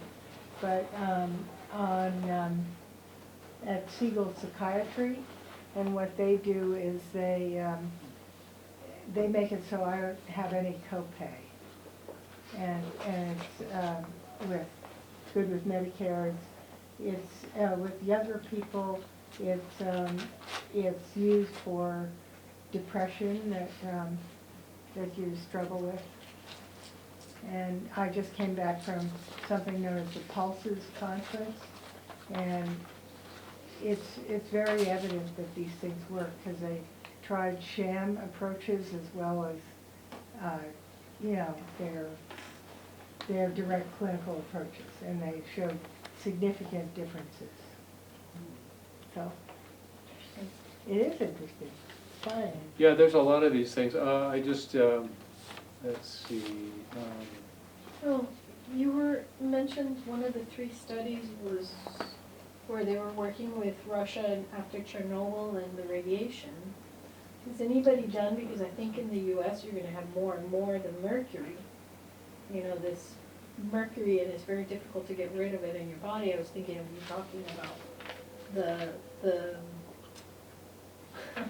mold problem that you have, Yeah, but I think, a lot of I don't know times, what they're doing with mercuries. usually they use binders. Right. Charcoal is a good binder that Right. helps for mercury. DSMP is something. DMPS. Well, there's 3 or 4 different ones you can inject, but you can take one orally. DMPS is the one also. I think you have to injection of that one, and it'll actually pee out mercury Right, and so and on. then you can measure it using lab from data, doctor's data. And Eric uses that one. Yeah. And there's also binders, Eric Elias up in Santa Rosa. He has a product that's modified citrospectin that he has about 60 clinical studies showing that it actually is a very good binder. Reduces certain things in the body that are really inflammatory, so. Well, those are binders and extraction methods that you're talking about, but I wondered if they had used any of the peptides as support while I don't you're know. doing. I don't know. Interesting. I have no idea. But I thank you. Eric Alesius? Eric Gordon. Oh, you said that you use modified citrospectin? Oh, that's Eric Elias. She's the, Isaac Isaac Elias, Elias. he's in Sonoma. yeah. Isaac what? Elias. I actually have him right, oops, here. I did have him, where is he? I thought I had him. Did I remove it off here? I may have removed it off of here because I didn't have room. Because he doesn't deal with peptides as much. He was on a peptide summit, but he doesn't directly deal with peptides all the time. I only put those on there that are deal with direct peptides all the time.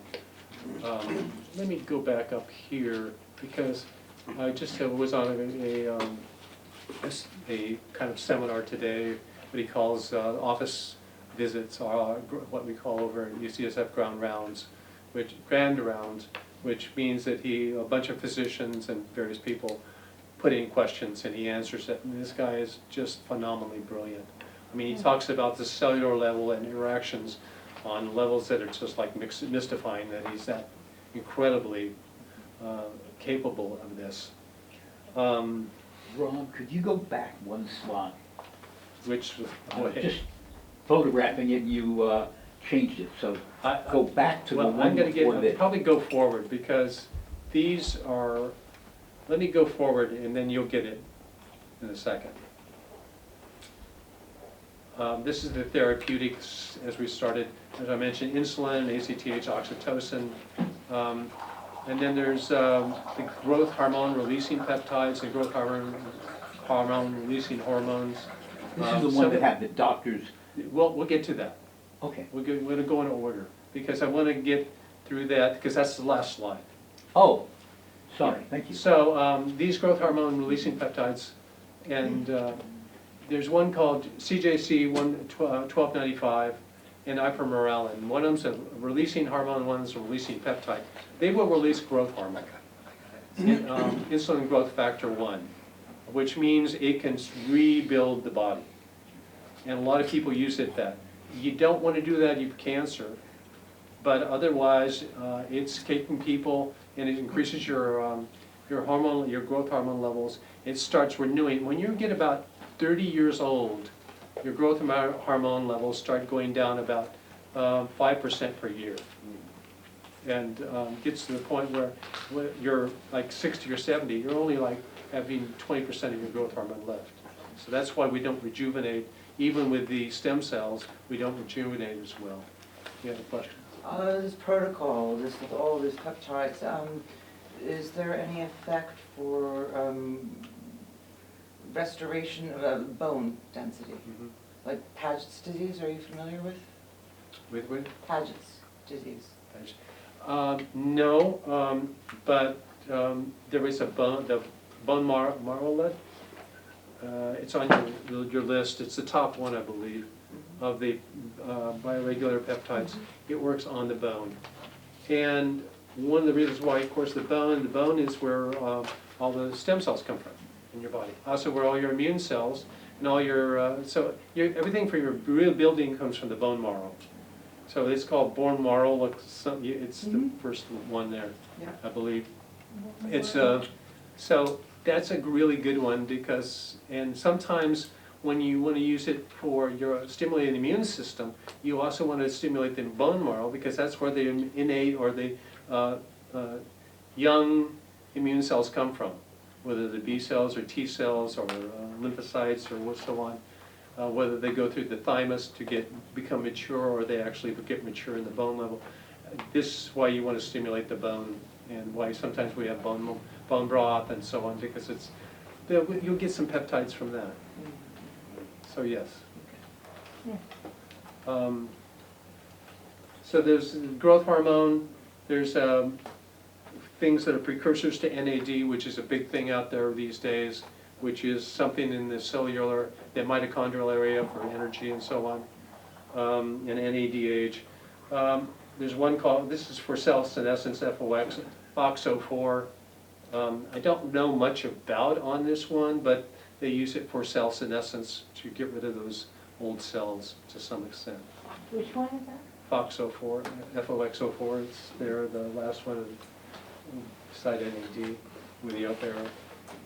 There's a couple more that actually, along with growth hormone, will work with that. So something that would be interesting to know is like these different things, how long does it usually take to feel a difference or to measure a difference?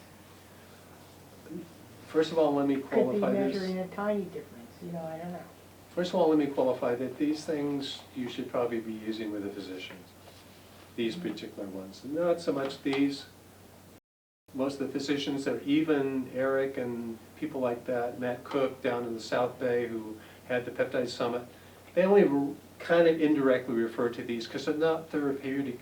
They're something you take over a longer period of time and you use them for regulating and coming to homeostasis. But they're not things that somebody comes into them, Eric or Matt Cook or Dr. Seeds, because they've got this or that and they want to deal with it. So then they get the therapeutic peptides. But the bioregulators are more the balancing peptides. So maybe you'd start with therapeutic and then move into bioregulator. And you could, or vice versa, one way or the other. If you don't have too much of a going on, I'd say start with the bioregulators. If you want to. It's up to you. Remember, I'm not saying that you should do it, or you should take my evidence. It's just this all stuff coming from other people who are doctors, who are clinicians, who are researchers, who have been doing this for, like in Cavison's group, 45 years. Or Dr. Seeds for about 12 years now, I believe. Rob, you're saying cycle through, so if say you start off with, you say your first three, the thymus, the blood, and the pineal, then where do you find out the protocol for which to do next and which to do next, etc.? How do you look to yourself, like as I mentioned, eyes, or do you sort of like, is it designer drug in as much as I boutiquely pick off the ones I want? Yeah, it's kind of that way, but also there were about 6 or 7 that Dr. Lawrence cycled through, which is also Cavison, that they used, and they would use kind of regularly for months on end and cycle through them for about 6 months, so they'd cycle through all 20. Oh. But oftentimes they still keep going the blood vessel, because again they find that they need to open that blood up for everything to go, keep going and normalize itself. So I can get more information on that. That's one of the slides that I forgot to put in, is how to cycle. Because really you start out, for the first couple of months, you're really cycling with the thymus, the pituitary, and the blood vessels. And maybe adding bone marrow, or if you have lung issues, add the lung in, or heart issues, you have heart, and so on. If you have heart issues, you do the blood and the heart. So blood pressure even, and things like that, if you have other things, kidney problems and so on. I'd like to mention a few other things, is that all right? This is becoming quite a center here in Marin for longevity medicine. And there is a new lab called Jyzen Lab that has just opened up, and What's it called? Jyzen, Jyzen. It's in Mill Valley on Shoreline Highway. And they have a Novathor machine, for instance, that can enhance red blood cell development using a whole body LED. They've got Red light? Huh? Red light? Yeah, red. They have a VAS bar, which I've enjoyed, which uses muscle development with compression and super cooling while you work out, like, you know, on a stick. It's kind of a bicycle, like this, you know. And then they also offer NAD IVs and injections. And you can also get that outside of Jyzen Lab with another sort of boutique lab called B-Love, also in Mill Valley, where you can say, hey, I think I'd like some NAD today. And you can do an injection or a, and those are things to be careful of. They, you know, but they have a good quality nurse who's extremely careful, who knows how to, who is very careful. And so some of these things are filtering out into the general public. Yeah, you want to be careful with NAD. Some people get really big, strong flushes. It's basically niacin, with an augmented niacin, which will give you a lot of flushing, but it can be, some people will react strongly, and it just feels like crap for an hour or two. Very uncomfortable. And You've some done it. things, for you, it was challenging, was it? Yeah, it was challenging. Was it useful in the long run? Well, I don't know. hard to say. I don't know. So another thing that's, you have to work largely with a physician, is the use of hormones and bioidentical hormones, particularly for women, some for men. And like at age 50, I started noticing I was getting, and I'm also small and thin, a certain amount of osteoporosis or osteopenia at that time. And I started taking bioidentical hormones way back then. And now my bones are more like a 30-year-old's. And I also have other advantages from having a younger hormone system. Another thing to really look at and understand is the role for women of estrogen in the brain. And it's definitely controversial, but it's definitely worthwhile and important. The receptors in the brain for estrogens, yes. Yeah, and you see, and also the thing is we have to recognize that our health, each of us is unique and individual. And so sometimes what fits for one person doesn't fit for another. And so, and this, when you work with a doctor who is specializing in longevity medicine or the things, I mean, I would say our Corden does also in his own way. You know, you have to look at your individuality, and everybody's kind of different. So the way that I view this for myself is I'm a careful explorer. And usually I always do a baseline, then an intervention, then another baseline, then another evaluation. And that's when I found out that my bones had turned around completely. And women who are slender and petite or thin have a tendency towards osteoporosis. They may not even know it. And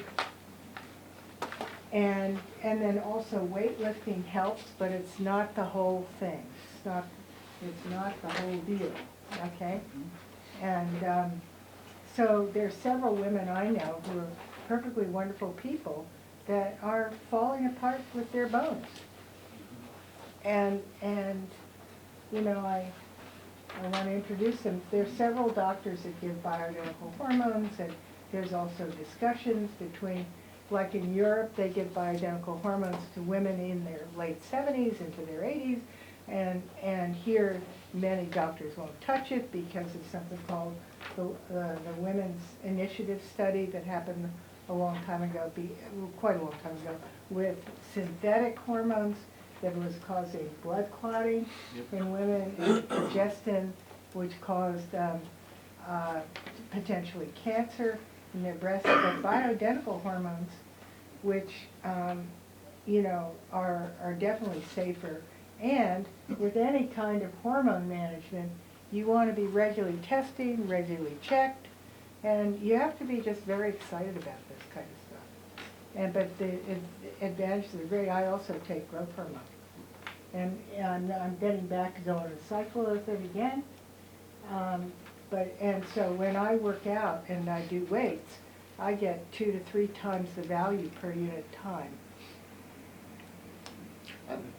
With me, time is a very short supply. I know that I believe in measurements and taking baselines, because I found out that with growth hormones, for instance, they could vary a tremendous amount between individuals. You know, someone could maintain youthful growth hormones until their 70s, you know. Mine went up just from exercising Yeah. and doing cardio several days a week. Yeah. It was starting with the pandemic. That's how I balanced myself. One thing that, in terms of these, as I mentioned, Kisspeptin there, you know, that said it'll increase testosterone. I think it may actually have influence in women to increase in testosterone, because you do have small amounts of testosterone, and that actually gives for building muscle in the women, which is important, And also for it sexual can health. convert to a good quality of estrogen and can be good for the women's brains. Also, I want to say PT141 for sexual enhancement. I tried it with a lover, and he stayed erect for about 5 hours. I was a little bit concerned about priapism, but no, he was able to ejaculate and calm down. For me, it made me nervous, because I know the woman's clitoris is, you know, physiologically similar as a penis. I decided to try it too. They don't say don't try it if you're not a woman, but for me it was not helpful. So then I went to using testosterone, which has been useful, and the testosterone has also been useful to stave off any development into incontinence, which is another thing that women deal with. Well, I think men do too, some men. Some. Yeah, PT141, Did it's you try actually, it yet? huh? Have you tried it? I haven't, no. Oh. I actually have some, I just haven't tried it. Very interesting. PT141 is actually a part of a melanotan hormone. It's one of the small pieces of melanotan, as KPV is, which you can use for your gut, and is anti-inflammatory. It works for both men and women. As you mentioned, some people have blood pressure problems. Maybe it's too much, you took too much. I was just The very guy, nervous. you have to rate, because sometimes a small amount is all you need. Sometimes you start in the microgram level, you know, or maybe 10 units of this, but it depends on how much is in a unit. So you have to be very careful with this one, because it can make you nauseous. Yeah, and as some of the melanotans can do, the melanotan will give you a huge tan. I mean, you can go to the beach and look like you've been, you know, with on the beach for hours or days. But it doesn't make your gray hair go away. And sometimes it can, because it's Really? got melanin. You found that? It's melanin, which also can stimulate hair growth. So where is that on the list here? I didn't see it. Huh? PT141 PT140, under it's not on metabolism there. and weight loss, sexual Yeah. and related hormones. No. But all these, you pretty much have to get these with a doctor, don't you think? You can get them through Can Labs, and you can get them through Peptide Sciences. I Really? just caution you on that. Yeah. Actually, Eric prescribed PT141 for me, I just didn't use it and it expired, unfortunately. Oh, And that's a dear. little expiring, $200 worth of expiration went out. So, So just there, I'm understanding, so the PT-141, it isn't something you'd be taking all the time or be taken? No. No. I You Want to do give it a any couple hours hand labs, before. and which is the second one? Peptide sciences, it's on your list.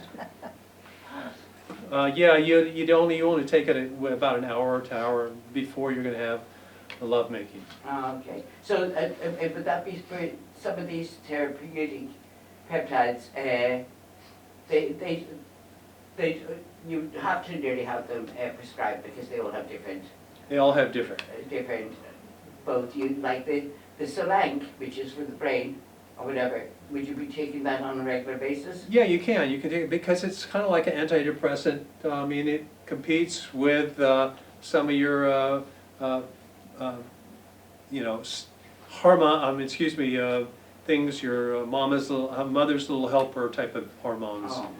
Because, I'm not hormones, but chemicals. Because it actually is the brain's, Solank and Cmax are how the brain actually deals with depression and low levels and with stress. And it's like endorphins, it stimulates at sort of similar level as that. There's a couple of others in that level. I didn't put them up there, I didn't want to throw out so much stuff. Because it's just, again, you really want to go to a doctor for some of these. Although you can get Solank and Cmax in intranasal, just squirt them up there, and so you can use that a couple of times a day. And people say that it really softens things up, kind of like you're on clozapam or something like that. But it's not addictive. There are no reports yet for long use of addiction. So you're talking about what? Cmax and Solank, the last one at the bottom. And would they, just a quick, I know young breastfeeding mothers who are suffering from anxiety and stress. Could it be recommended to go anywhere near it when you're breastfeeding? I don't know, because a lot of the stuff will come out, because they're so small, Yeah. they will come out in the breast milk, and I would be a little cautious on that.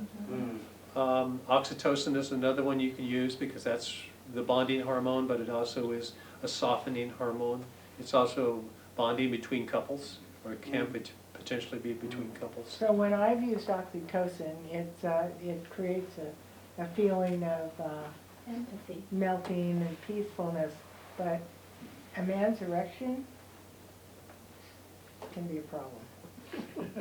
Because testosterone and oxytocin kind of almost oppose each other. A little bit. Well, that was what I experienced with a partner. And again, it might be too much, it's hard to tell.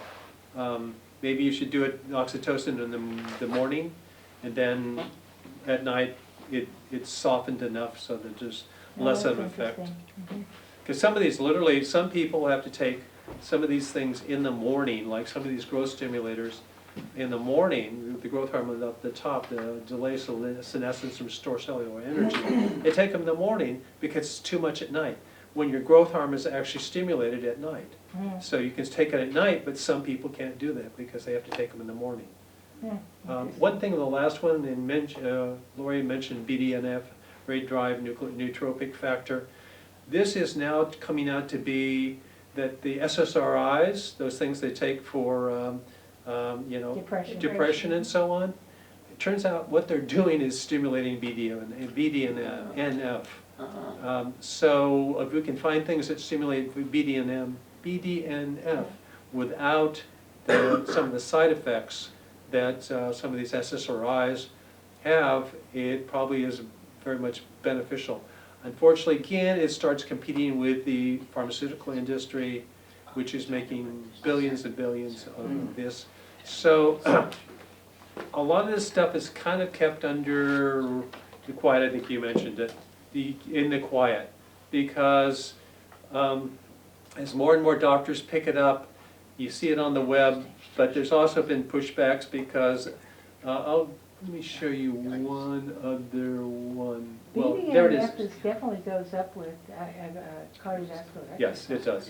In a There's multiple. substantial way, like really cardio. One thing I do recommend is that in cellular enhancement and immune modulation, thymosin alpha-1. Thymosin alpha-1 is an incredible peptide. It's part of the thymus gland, and it can be used by almost anybody to stimulate your immune system. It is how the thymus matures lymphocytes and so on from the immature ones that come from the bone marrow, and this is how it does the maturation. And it also regulates those things that are T cells. You have your T cells, which are thymus, which represents thymus, and you also have B cells, which come from the bone straight out. Why it's called B cells. But it has indirect effect on B cells. It has an effect on almost everything, including mast cells, which is a big thing now. That mast cell mast cell happens in what is called it's an inflammatory process in the body. It's driven by one of the primal mast cells, which were probably our original defense mechanism. But they also can get out of whack, and it's really hard to get those mast cell levels down because they cause so much inflammation in the body. And then there's thymosin beta-4, which is another component created mostly out of the thymus, but also it's ubiquitous to the rest of the cells in the body that also produce it, because it's an excellent way of dealing with inflammation and for the body to stimulate new growth of blood vessels and so on, which is why I don't recommend it if you have cancer.